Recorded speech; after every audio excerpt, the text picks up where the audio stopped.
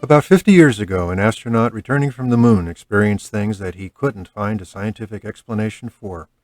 So, with some colleagues, he launched a new science focused on the mind and how it works in the body and across space and time. It's the field of noetics, where the tools of modern science are used to help us understand how what we think and feel affects us and the world around us.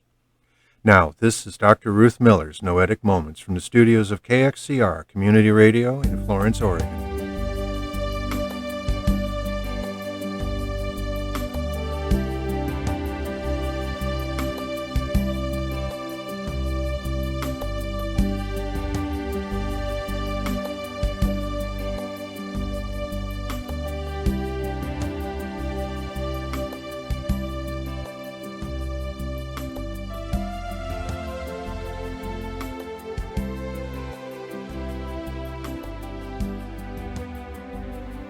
Hi there.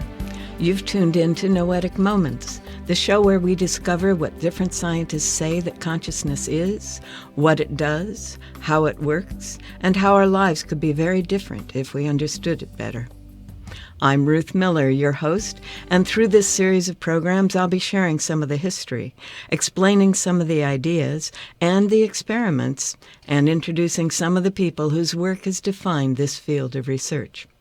We'll also take your questions and explore some news items. Today, we'll begin a 12-part series on models of consciousness, the history of explorations and discoveries of what consciousness is and how it works. If you were here last week or found the program on our website, www.noeticmoments.org, or streamed it on KXCR.org, you may remember that there are two ways of thinking about consciousness. One, the more normal one, if you will, is in medicine and psychology. People say you're conscious if you are awake, if you are aware and you know what's going on. You've seen it on TV or maybe experienced it with a paramedic or a doctor checking to see if you are being conscious in this moment. In Noetics, though, we're talking about a broader sense of consciousness. We're talking about the wide range of processes and products of mind. We're often talking about profound human experience, and we're definitely talking about what connects us. Now, last time we got together, I talked about what's called the Cartesian Split, when René Descartes, a priest in the Catholic Church, realized it was possible to create a way for the Church to address the realm of mind and spirit and emotions and soul, and for other folks to explore the nature of the physical world, in the process protecting scientists from persecution by the Church. It was a couple hundred years after Descartes set up that split and after Newton did his work in physics and all those wonderful scientific breakthroughs began to happen, that a Jewish doctor in Austria named Sigmund Freud was able to open the door for a scientific understanding of the processes of mind. Now, Freud was trained as a medical doctor. He worked in an urban setting, the city of Vienna, and he was finding that many of the conditions presented to him had no physiological base. They seemed to be the result of emotional, not physical imbalances. Vienna at that time had long been a center of intellectual and artistic advancement, and he'd grown up Jewish, not Catholic or Lutheran, so he was the perfect person in the perfect place to begin a scientific inquiry into the nature of mind and its relation to the body. He began by listening to his own thought processes and to his patients, looking for emotional patterns, especially conflicts that might lead to physiological imbalances that would then show up as medical symptoms. His model described different, often conflicting aspects of mind, as this YouTube, which, like all our resources, is linked on our website, describes. Enduring and important ideas of Sigmund Freud was that the human mind can be divided into three levels of consciousness: the unconscious, preconscious, and conscious minds. My name is Robin Wallast, I'm a doctor in psychology, and in this video we will explore three personality structures which are the id, ego, and superego. The id operates in our unconscious mind, which means that it is not accessible to our consciousness. The id is often pictured as a little devil whispering on your shoulder. He is selfish, instinctual, impulsive, and refers to an unconscious psychic energy that strives to satisfy basic needs such as sex, eating, and aggression. Specifically, the id is based on the pleasure principle, which demands immediate gratification by gaining pleasure and avoiding pain. Think about a newborn child who is crying because he seeks pleasure through food and attention with no regard to the consequences, regardless of the burden caused to his parents. Next, the second personality structure is the superego, which is mostly unconscious and often pictured as the little angel smiling on your shoulder. He is like an internal judge who is based on the moral principle. He tells you what is right and wrong, what is socially acceptable to do, think, and feel according to real-world rules, moral, and norms.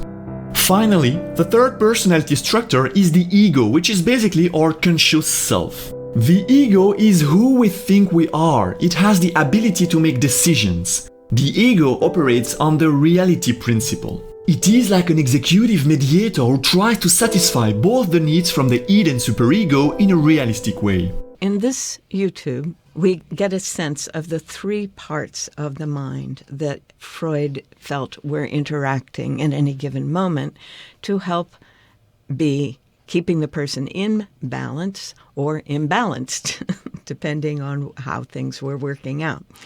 The id, the ego, and the superego. As we work with these ideas, we can accomplish a lot. And there have been Freudian psychoanalysts working ever since he started, helping people discover what those conflicts are, where they're buried in the subconscious mind, and how they might be affecting our choices and our reactions to experiences in ways that cause problems in our relationships and work, or worse, cause harm to the body. There are many movies based on this understanding, and one of the ones that comes to mind is Prince of Tides with Nick Nolte and Barbra Streisand. But Freud was just the beginning. And as always happens, the people who start something often begin to see many, many variations.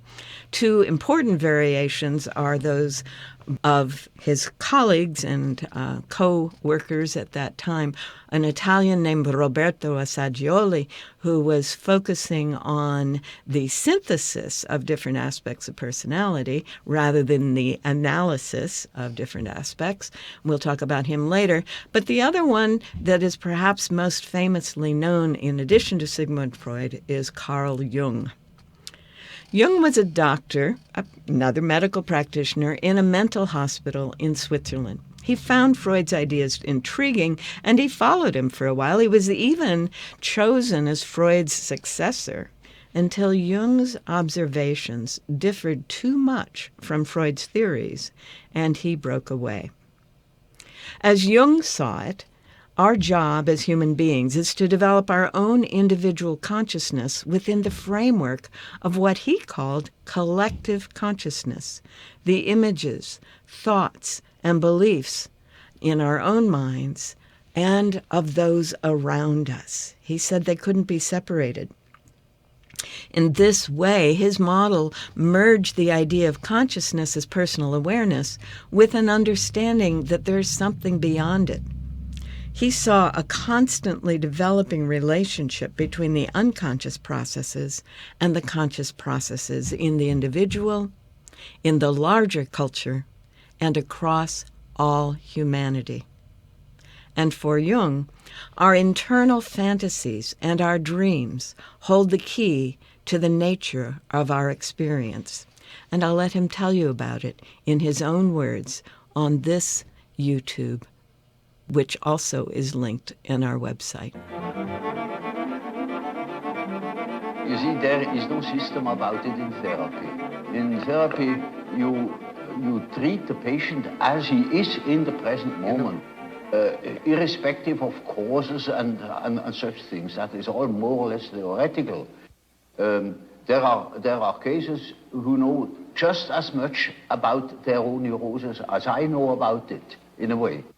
In such cases, I can start right away with posing the problem. For instance, there is a case, a professor of philosophy, and he imagines that he has cancer. He shows me several dozen X-ray plates that prove that there is no cancer. He says, of course I have no cancer, but nevertheless I'm afraid I could have one. You see, I have consulted so many surgeons and they all assure me there is none, and I know there is none, but I might have one, you see, and that's enough. Now, you see, such a case can stop from one moment to the other. He simply stops thinking such a foolish thing, you see. But that is exactly what he can't do.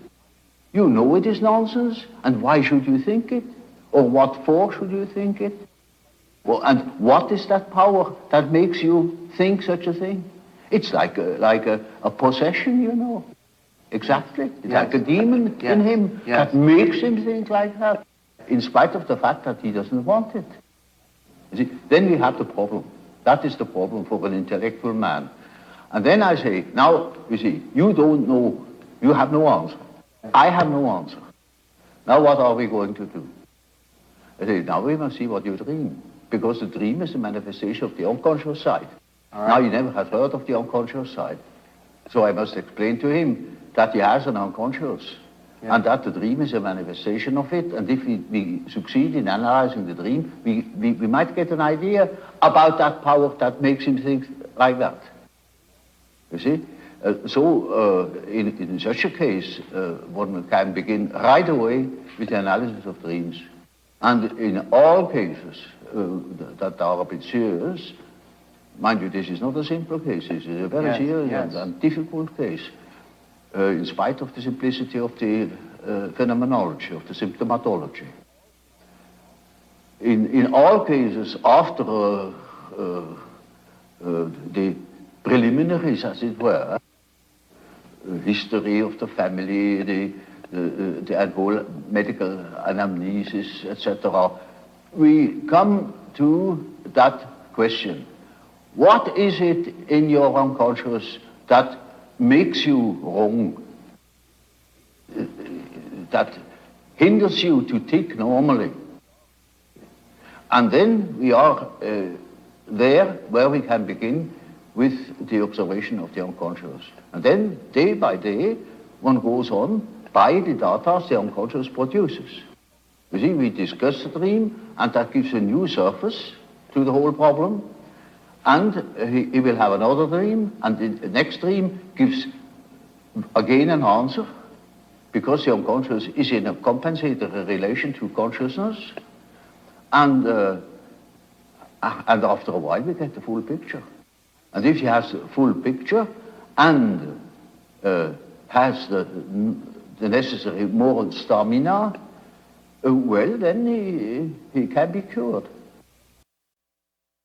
Then he can be cured. Those are the very words of Carl Jung himself. There are a number of recorded interviews on YouTube if you would like to follow up. And again, that link is on our website, noeticmoments.org. So for Jung, our internal fantasies and our dreams hold the key to the nature of our experience, and we're going to draw more on his work as we go forward in our explanations. Now, what I'd like to do today is build on these two ideas that Freud and Jung began to give us and help you develop something practical. I hope you will find this useful. Today's show is airing in January of 2022. It's the beginning of a new year in the midst of some of the most profound changes in Western culture that anyone has ever imagined. And I'm sure many of you have made New Year's resolutions over the years, and many of you have a history of breaking such resolutions in the past. So this year, with all that's going on and what we understand about the nature of consciousness, I'd like to suggest an alternative to such resolutions. Based on a number of studies, we've discovered that we're far more successful when we clarify a vision, write it down, put it away somewhere, and go about our lives. I'll be explaining more about how that works and why in later episodes of the series, but suffice it to say for the moment that a large percentage of people who do this are surprised when months later they read what they've written and realize that a lot of what they had envisioned has come to pass.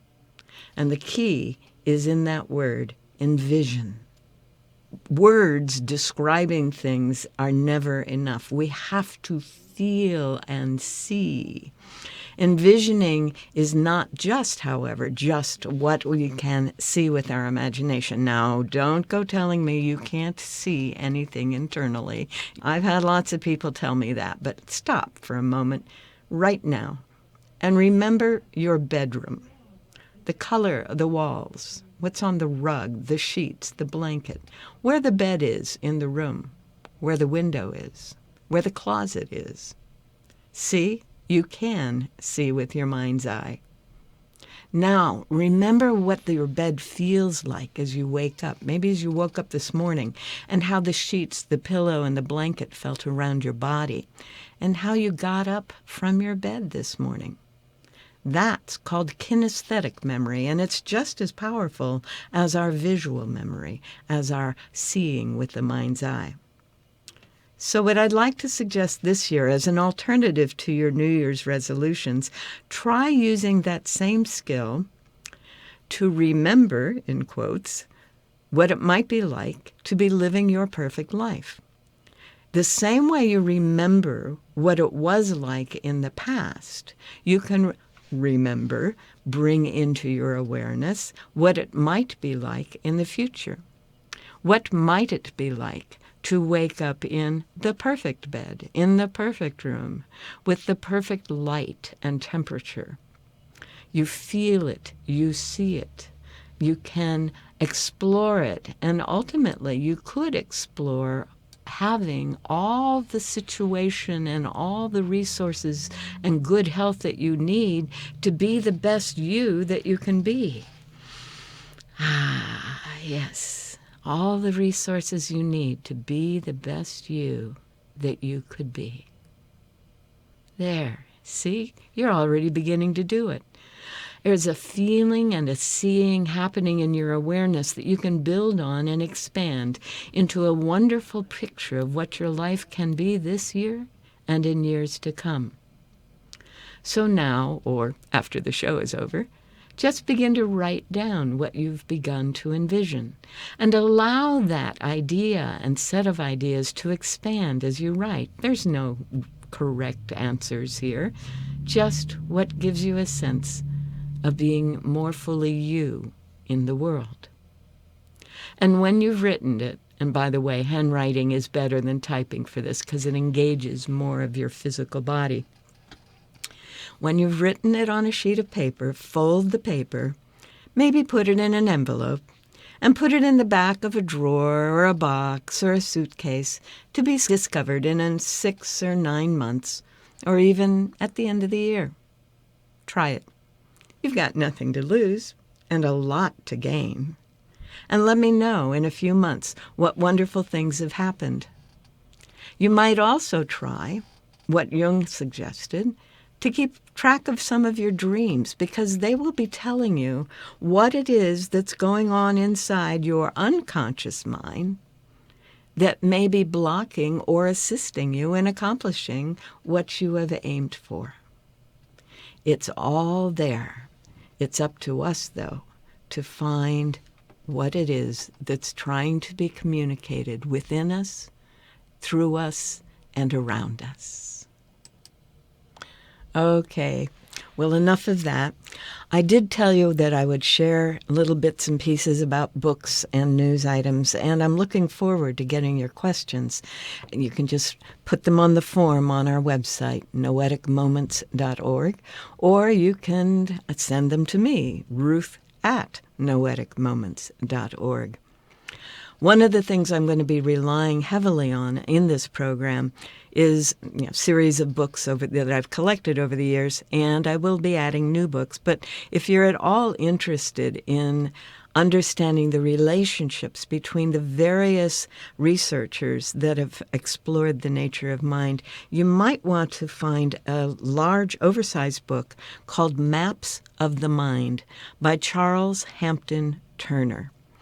They are large drawings of how the mind is explored and explained by everyone from Freud all the way, Karl Pribram, Janes, etc. Many, many maps. And they will give you a good sense of the kinds of work that has been done in this field over the last 100+ years. Yes, indeed. So while the Institute for Noetic Sciences is the group that has made the term noetic popular in our world, the work in the nature of consciousness has been going on for a good 100 years, and we will be drawing on all of it as we explain more of what is going on today. All right, well, that's it for today's show. The next time we get together, I'll be continuing this series, introducing more of these early building blocks that I've been talking about. We're going to talk about some of those earliest rigorous experiments on states of consciousness performed by Charles Tart in the 1960s, who introduced the idea of states of consciousness based on his experiments. All right. We're out of airtime today, but remember, you can continue the exploration on our website, noeticmoments.org. There is always a list of the titles and other resources referred to on the show, along with archives of past shows.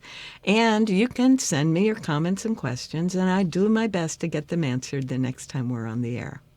For now, thanks for joining me here on Noetic Moments at KXCR Community Radio in heavenly Florence, Oregon, and have a wonderful week. You've been listening to Dr. Ruth Miller's Noetic Moments. This program is produced in the studios of KXCR Community Radio in beautiful Florence, Oregon, supported by you, our listeners. Our theme music is Tumbling Planets, composed and performed by Jeff Lovejoy. To hear this program again or learn more about Noetic Sciences, search our website, www.noeticmoments.org.